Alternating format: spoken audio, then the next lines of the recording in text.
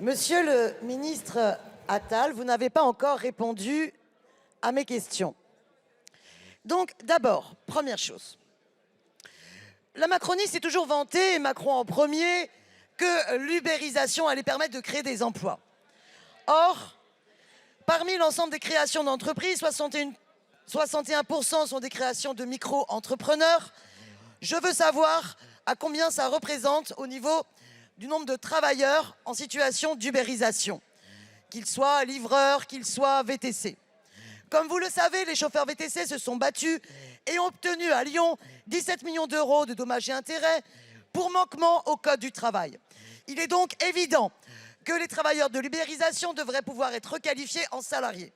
Donc ma question, pourquoi est-ce que Mme Borne a refusé de demander et d'exiger auprès de l'inspection du travail un contrôle de tout ce travail dissimulé que représentent les travailleurs des plateformes? Pourquoi l'URSSAF n'est pas allé chercher le manque à gagner pour les caisses de la sécurité sociale?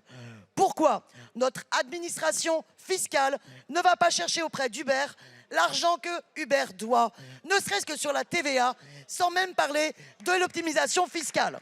Alors, maintenant, nous vous demandons, dans le cadre du financement du système de retraite, en attendant que la directive européenne de présomption de salariat, sur laquelle notre collègue Leïla Chaibi a mené une magnifique bataille, avant que cette directive européenne s'applique, est-ce que vous allez au moins la soutenir, conformément d'ailleurs aux députés macronistes qui au Parlement européen l'ont soutenue?